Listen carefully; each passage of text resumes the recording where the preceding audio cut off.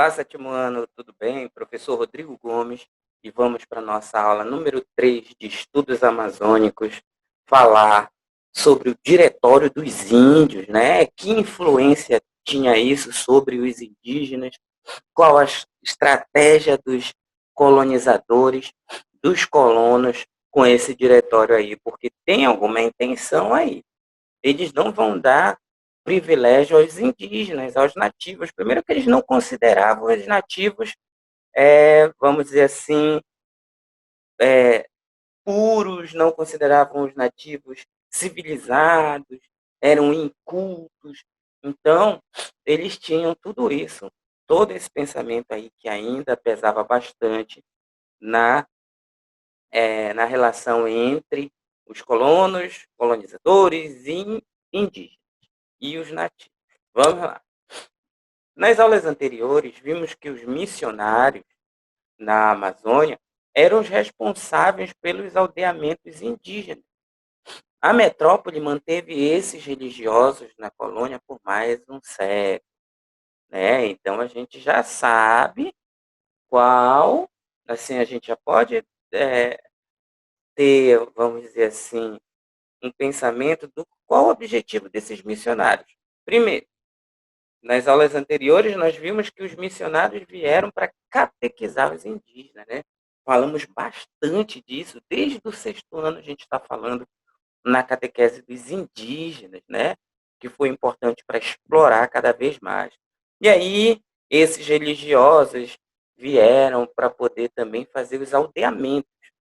E esses aldeamentos vão aprisionar, vão escravizar bastante nativos. Tá? Mas aí a gente vai saber hoje o motivo dessa permanência religiosa, quais as razões para isso. E aí vamos relembrar um pouco o Tratado de Madrid. Lembra dele? Ele foi assinado pelos reis de Portugal e Espanha, definindo as novas fronteiras. Antes do Tratado de Madrid, a gente tem o Tratado de Tordesilhas, né, que era aquela 370 léguas para oeste, para leste era parte de Portugal, para oeste era parte da Espanha, e aí Portugal acabou ficando com uma pequena parte do litoral brasileiro. Só que Portugal não se contentou, teve a União Ibérica e Portugal começou a entrar na Amazônia.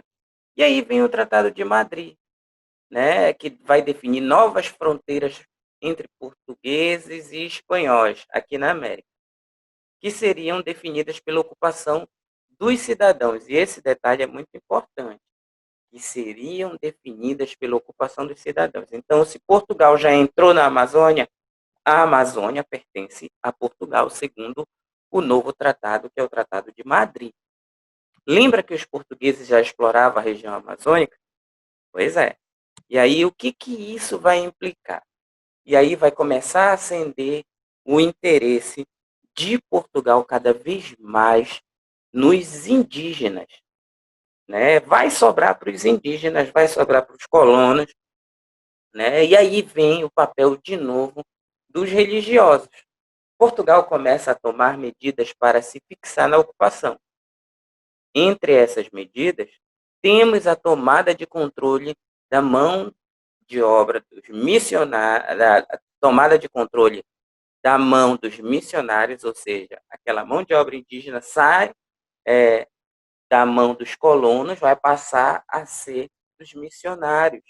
E os missionários vão começar também a fazer os aldeamentos, só que em determinado momento Portugal vai tirar dos missionários.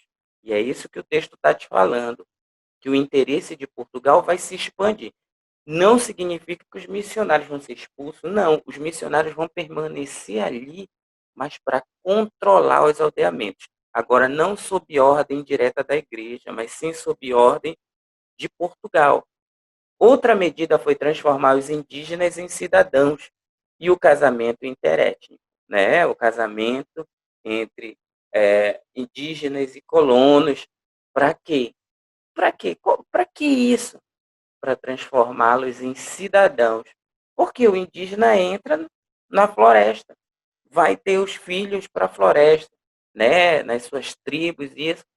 E era um motivo para Portugal dizer que esses indígenas eram portugueses, ou seja, que esses indígenas eram cidadãos de Portugal, né, cidadão dos domínios portugueses. Então, se ele é cidadão dos domínios portugueses, aquela área onde ele está, com a família dele, com a tribo dele, pertence a Portugal. Lembra do Tratado de Madrid? Onde tiver português, onde tiver gente que é do domínio de Portugal, vai pertencer a Portugal, a região, tá? E aí todas essas medidas foram regulamentadas e ampliadas com o Diretório dos Índios, que foi de 1757, passou a entrar em vigor em 57, e até 1798, tá? E o que foi esse Diretório dos Índios? Foi uma lei colonial que concedia liberdade aos indígenas e previa que eles vivessem em espaços administrados por suas próprias lideranças, né? A partir desse momento, eles deveriam obedecer ao monarca e não mais o missionário. Ele vai se tornar um vassalo do rei, ou seja, ele vai se tornar um súdito, um apoiador do rei e vai dever obediência a ele.